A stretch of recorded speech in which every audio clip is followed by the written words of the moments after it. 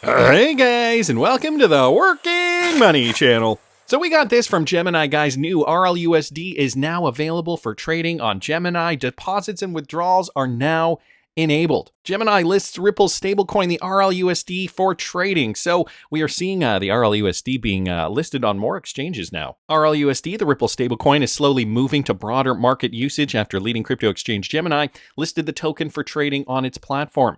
Less than 6 months after the RLUSD hit the market, the stablecoin is already making waves. One recent milestone is its listing on Gemini, a leading U.S. cryptocurrency exchange with over 13 million users. So my question is, before we continue with this, my question is this. Even if it's on the exchange, how many trading pairs is RLUSD going to have with certain cryptocurrencies?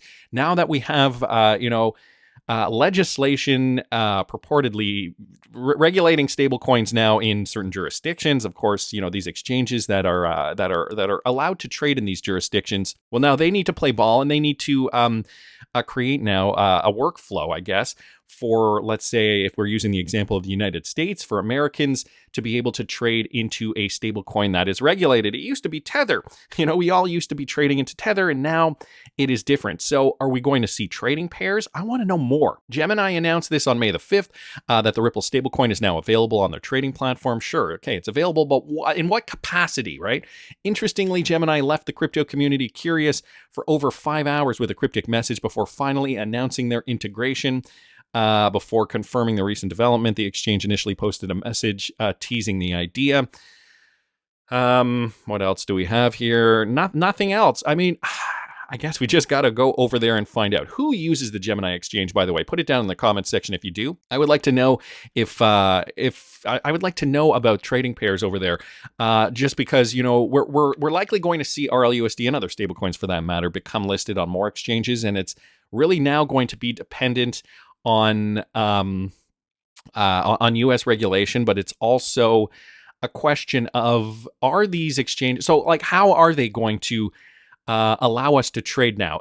Can we trade into stablecoins still? Are these exchanges going to allow us to trade into stablecoins still? Or now, are there only fiat capabilities? Can you only trade from crypto to fiat because they want to have control over you? They do not want you to move your stablecoin somewhere else. All this for, possibly capital gains tax purposes, so on and so forth.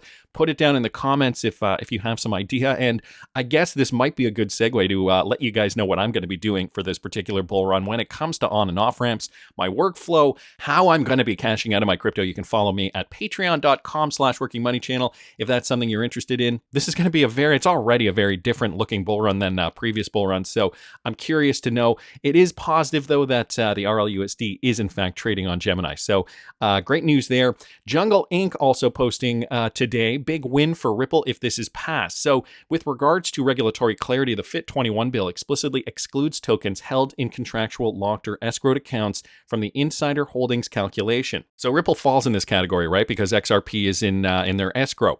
Under the bill's Section 102, which covers digital asset issuer disclosure obligations, a digital asset is presumed to be decentralized and not under the control of an issuer if no affiliated person holds 20% or more of the outstanding supply. But crucially, it excludes tokens that are locked in smart contracts or escrow arrangements from this calculation. So that's interesting. The number of digital asset units owned by affiliated persons does not include digital assets that are subject to contractual restrictions, including those in escrow or subject to vesting schedules. This would be beneficial for Ripple, as the XRP held in escrow, roughly 40 plus billion tokens, is contractually time-locked and would not count against them in the 20% insider threshold. That makes it easier for XRP to potentially qualify as a decentralized asset under FIT21. And so that is exactly what we want here. Money GCC, though, here disagreeing. No, it doesn't. I've actually read the entire thing. He says, based on the criteria outlined in HR 4763, the Financial Innovation and Technology for the 21st Century Act, Ripple XRP appears unlikely to meet the decentralization standards defined in the bill. And then he gives a whole bunch of reasons why here. I'm going to jump to the conclusion. So given Ripple's significant control over the XRP ledger, substantial token holdings, and active role in the network's development and marketing, it is unlikely that Ripple meets the decentralized standards. And the HR 4763 is the reason why. Again, for more detail, you probably want to take a look at the bill yourself. I don't have a copy of that here, but I'm sure you guys can find it. HR 4763 does address the treatment of escrowed or locked tokens, but it does not provide explicit exceptions for them when assessing decentralization. So that is the essence of that. Escrow tokens, though, are not considered beneficially owned, says Jungle Inc. The bill explicitly excludes assets that are subject to contractual restrictions like escrow or vesting schedules from that 20% ownership threshold.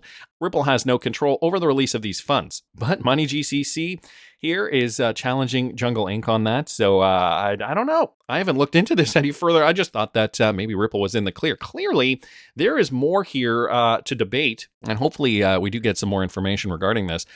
Interesting because it probably will affect how, it's always affected Ripple. The lawsuit hasn't been great. Luckily, though, they are making progress, baby steps, but progress is being made.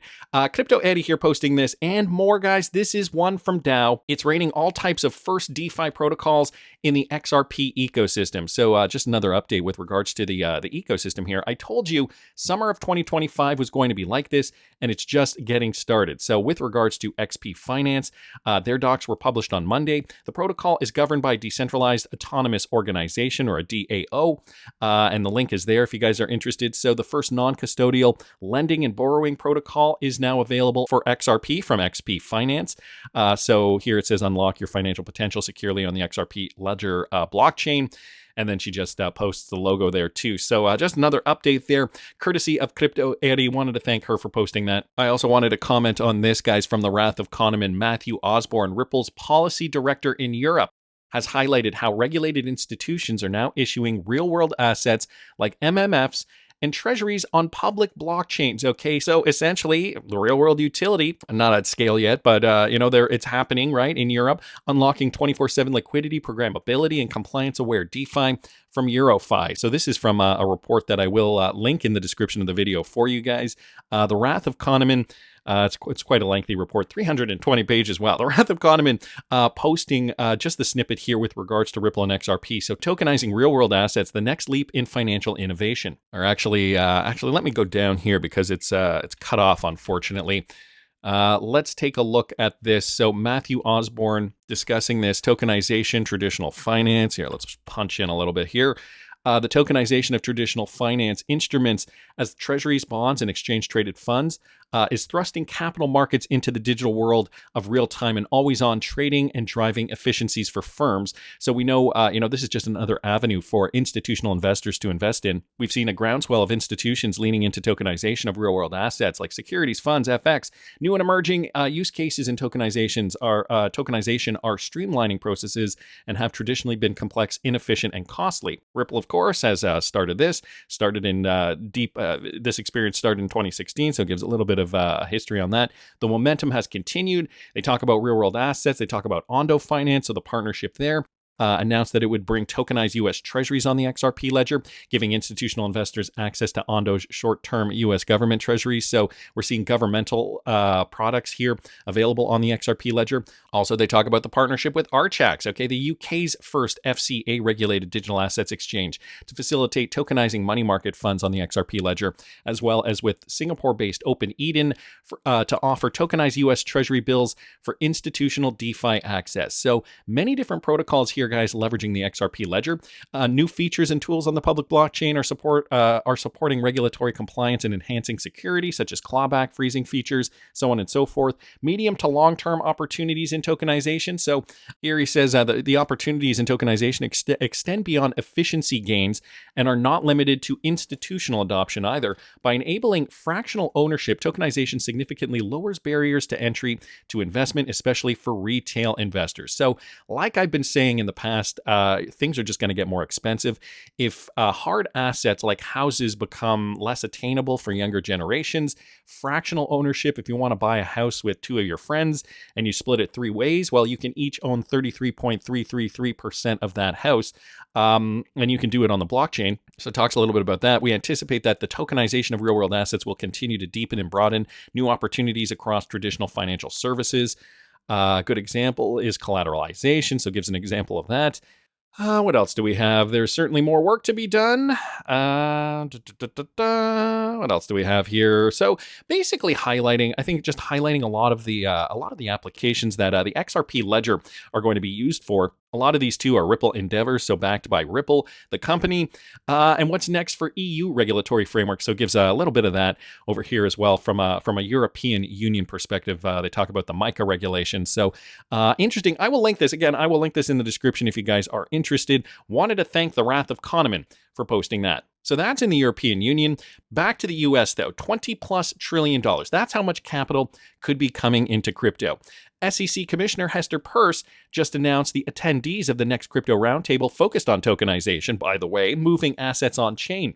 And TradFi's biggest players are coming to discuss moving their assets on chain. So some of these people include Robert Mitchnick, yes, the head of digital assets at BlackRock with 11.6 trillion AUM, Cynthia Lobessette, head of digital assets at Fidelity, Sandy Kaul, SVP of Franklin Templeton, and Christine Moy, partner at Apollo. Guys, these are the main players at this year's roundtable, courtesy of Dom here. Now, for those of you who do not know, Robert Mitchnick, prior to joining BlackRock, Mitchnick spent time at CPP Investment Board in public markets and private investments and at Ripple. He co-authored the fundamental valuation framework for crypto assets. So Robbie Mitchnick knows about crypto valuation. Now he's at BlackRock heading up their crypto asset division, and he is the one who is going to be sitting at, or one of four, who's going to be sitting at this crypto assets roundtable. So money will be moving in slowly but surely. I know these guys, I'm sure this institutional money is very, very anxious to invest. Eventually, I mean, cryptocurrency prices at the moment still fairly enticing for a lot of people. One XRP, as of the time of this recording, still only going for $2.09. I say only in a relative manner. Let's take a look at Bitcoin.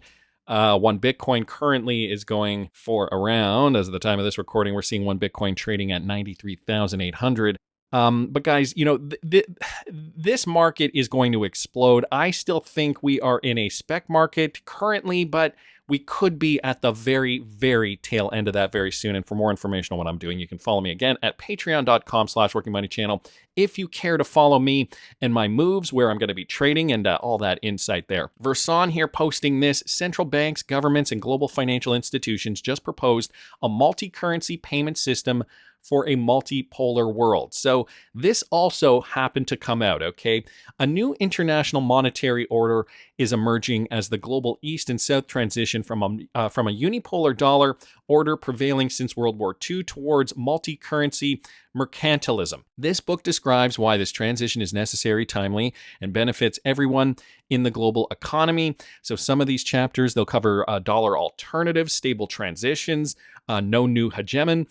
No new hegemon. So let's just talk about that, for example. What they're saying here is that there may not be another world reserve currency, and probably because of the way the world is changing, because we're going to be using cryptocurrencies, we're going to be using digital assets, and we're going to be using cryptocurrencies like XRP to leverage liquidity so that the world can trade in their own fiat currencies. So no new hegemon, globalization accelerating. The Angel paradox, resiliency, stability, and inflation, return of gold. So the gold standard is going to play a large role in this too. Possibly technology and infrastructure. The debt challenge, better is possible. So interesting that they're talking about technology and infrastructure, but not even saying the word cryptocurrency or digital assets or blockchain or DLT or any of that. Kathleen Tyson is a former central banker and market supervisor who has been plumbing the globalization of capital markets for 30 years and now seeks to build a more equitable global economy. So, you know, it's interesting. I looked up Kathleen Tyson here, and I was doing a quick search. Wanted to see if there were any connections to Ripple. Kathleen Tyson So I just saw this headline. This is just from X, where she posted on her Twitter X profile. The news, okay, so again, this is back from October 2024. The news the Fed is using Ripple for FedNow would worry me if FedNow weren't such a catastrophic failure. That's interesting. I clicked on this, guys, and it looks like she deleted the tweet there. So first of all, I wonder what that's about. I couldn't really find anything else on Kathleen Tyson here. This is her. This is just her LinkedIn, but nothing else of note here. Again, this is the Kathleen Tyson that did in fact write this book. So I really am curious to know more. Wanted to thank Versan though for posting that. I think what we do have to understand though is that this world is becoming more and more connected. The ledger of ledgers. This is Dan Doney. I know I've showed a few clips of him over the last few days, again from the DTCC Crypto Asset Division, and he explains here how this is only going to be able to function if these chains are essentially interoperable. It's not going to be a one chain that rules them all, guys. Every chain has to work together. Everyone's aware, there won't be one blockchain. There can't be one blockchain. No matter how passionate you are about your favorite layer one, there can't be one. If there's only one, then there will be no innovation because there's no break-in points. The barrier of entry is too high. And basically you'll have the malaise that you have in traditional financial systems, just you'll have it in blockchain form. So there'll be many, and they'll continue to proliferate in this world. The real question, and the other truth is, you cannot scale a decentralized blockchain, theoretically impossible, that maintains each of the three balance points for a blockchain to 1 million transactions per second, really the amount that we would need to cover global scale financial transactions. I'm just going to leave it there. The video clip is almost 3 minutes long. I will link it in the description of the video for you guys if you're interested. We've known this from the beginning. A multi-currency world, no new hegemon, which means essentially there's not going to be another world reserve currency. With this technology, there doesn't need to be a new reserve currency. But guys, one currency or a handful are going to provide liquidity for many of these different financial and economic aspects, including institutional investments, international trade, and it's going to expand to retail as well. So, I mean, we have to place our bets, guys. Which cryptocurrency do you think is going to take on the lion's share of this? I know I've got my bags packed, and for more information on what I'm doing with my XRP for this particular bull run, but not just XRP, for all my cryptocurrencies, I'm going to be live trading my altcoin portfolio over there at patreon.com/workingmoneychannel. You can navigate over there if you guys are interested. Also wanted to mention that I do have the new Working Money Channel merch store up, and I've created some brand new designs here. One of my favorite is the XRP Send It astronaut t-shirt, so you can check it out. Link is in the description of the video. Again, just my opinion, but I want to hear what you guys think. Please subscribe to the channel if you haven't already. Like the video if you like the content I'm providing. I always love hearing your comments. See you in the next one, guys.